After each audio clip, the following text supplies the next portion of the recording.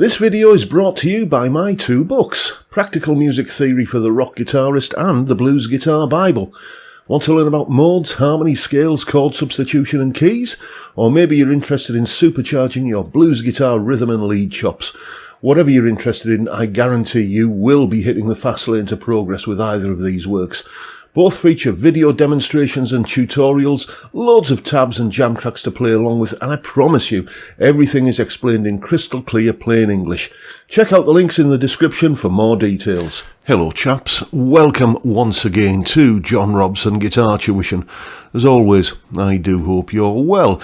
We're taking a look at this guitar today, this rather fine specimen of a Hagstrom Super Swede. I believe that they don't make this model anymore with the 3P90s, which is a bit of a shame really, because it sounds really rather nice, as we shall hear now.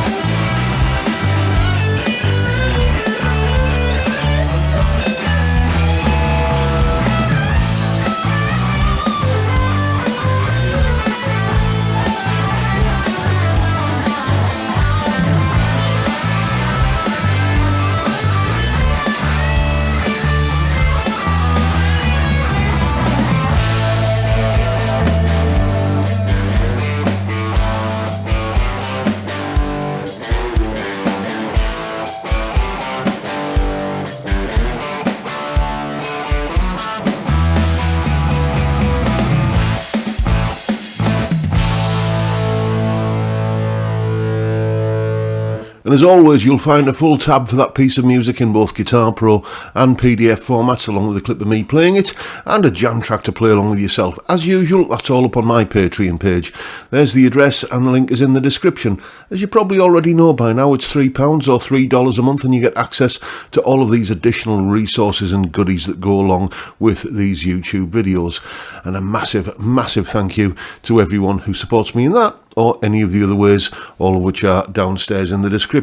A little bit more housekeeping. For the kind of crunchy power chordy stuff, vintage channel on the Blue Guitar Amp 1. For the clean stuff, vintage channel on the Blue Guitar Amp 1, but with the guitar's volume rolled back. And for the shoutier high gain stuff, the classic channel on the Blue Guitar Amp 1 with the foot switchable boost engaged. And those are the tones you were hearing. So yes, let's just take a little bit of a look at this guitar. As I say, it doesn't, I don't think it's available anymore. 3 pickups and 4 kind of controls. We'll look at how they work in a moment. This here is your pickup selector. It is a 6-way pickup selector which goes, let me see if I can remember this, when it's all the way this way, which I'm going to say back, it's the bridge pickup. Then move it forward a notch, you've got bridge and neck. Move it forward another notch, you've got bridge and middle. Move it forward another notch, you've got the middle. Another notch, and you've got middle and neck, and then the final setting is just the neck pickup. So it's a bit like a Strat pickup selector with the Gilmore mod, you know, where you get bridge and neck pickups on together. I've got to be honest with you, I'm not over the moon about having it on a rotary switch like that. It's not immediately obvious just glancing down at it where you are on the pickup selector, and it doesn't make for speedy changes, as you probably saw in that little demo there on the final solo when I went from neck pickup to bridge pickup there. I think when your pickup selector is down here somewhere or up here somewhere, that's sort of the natural arc of where your hand is when you're playing, and suddenly you've got to kind of divert over to here. Maybe it's not a problem if you get used to it, but in the relatively short space of time I've had this guitar, it's not something that's endeared it to me. The four controls down here, yeah, you've got a master volume, which is that one, and then 3 tone controls, and for the life of me I can't remember which way around it is now. I think this is the bridge pickup tone control, I think this is the neck pickup, and I think this is the middle pickup tone control. But you know, basically a master volume and individual tone controls for each pickup. Again, why not just put the pickup selector over here and have a master volume and a master tone? But then again, that's quirky the way it is like that, and you know, you look at a guitar like this and you think, yeah, that's quirky. Let's take a little bit of a look at some of the weights and measures for this guitar. It's a chunky old Hector, 4.42 kilos, and a nut width of 43 millimeters. You can see the 1st and 12th fret neck profiles there. And surprisingly, for a guitar that looks, let's have a look at it again, like this, with this body shape, it is, as you can see, a 25.5-inch scale length. Because this isn't a model which is available anymore, specs online are a little bit hard to come by. I measured with these, where are they? Radius gauges. Can't get off the hook. There it is. I measured with my trusty radius gauges a fretboard radius of somewhere between 12 and 14 inches. It was closer to 14 than 12. So again, I've never heard of a 13-inch radius fretboard, but again, quirky perhaps. But I called it 14 there, and you can see the various pickup resistance readings on screen there. The bridge, as you can see, is quite hot, 13 point something or other. I can't quite see because I'm sat too far back from the screen, and perhaps I need new glasses. But you can see all of the readings there for all of the different positions. It wasn't really possible to, in my usual kind of dad rock style demo that I do, to try and squeeze in as many tones out of a guitar. It wasn't possible to go through all 6. So what we're going to do now is take a little bit of a listen to all 6 settings on the pickup selector, with first of all a clean tone, which is going to be using the clean channel on the Blue Guitar Amp 1, and then a dirty tone using the vintage channel, and you'll see on screen what the settings are as I'm playing. So here are some tones.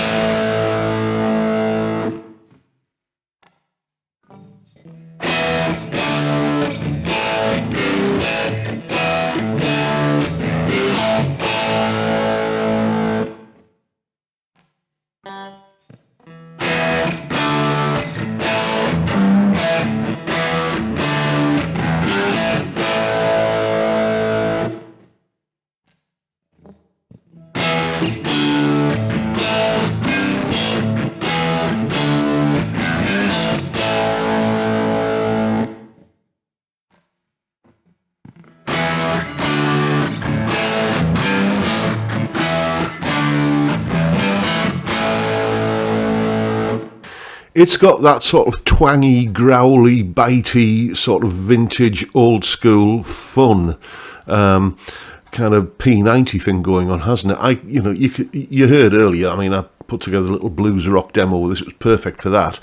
But I can imagine you could play rockabilly, surf guitar, blues, obviously, country on this. It's anything but aggressive, shouty metal sort of stuff. I would say this guitar would fit like a glove.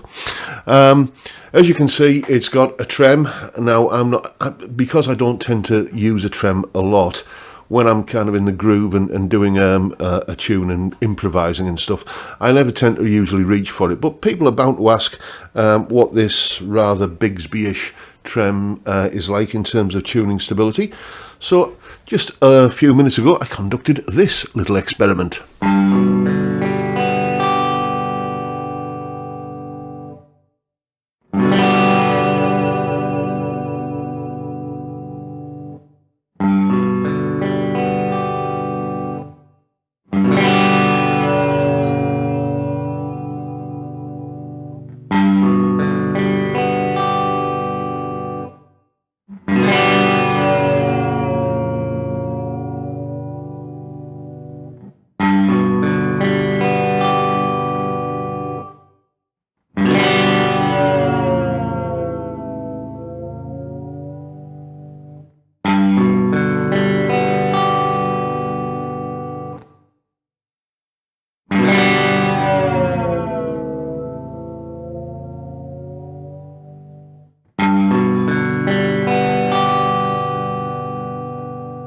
So the answer in terms of tuning stability is not bad.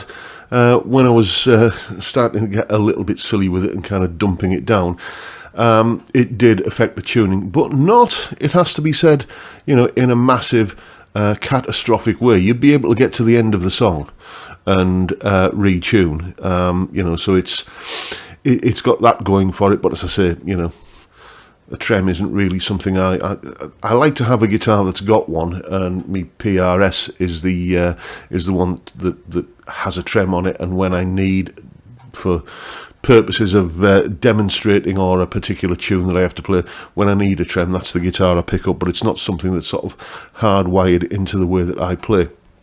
So what do I think of this guitar then? Well, despite its quirkiness, especially the pickup selector, and the sort of, I want to say complexity, but not complexity, just the control layout. I would prefer like a master volume and master tone. Maybe that's the Telecaster fan in me speaking, but it's, despite these things that I've already mentioned that I'm not a fan of, I really rather like this guitar, and I will be sad to see it go. It's only here on loan from a pal of mine called Neil, and he's got it for sale if you're interested. As I say, I'm assuming it's going to be like a mahogany body and a mahogany neck. It's certainly got that mahogany heft to it, and the fretboard, well, if that isn't ebony, then I'm a monkey's uncle. So in terms of construction, that's about all I can tell you about it. As I say, specs on this guitar are pretty thin on the ground when you start looking for them online. There are a few for sale on Reverb and eBay, and even there wasn't a lot of information on specs. But this one is, as I say, for sale. If you are interested in owning this guitar, then get in touch with me and I'll put you in touch with Neil. I think he's wanting somewhere 600-ish, that's UK sterling, but he is open to offers, and that seems to be a sort of fair average of what they're going for when you look at used ones online.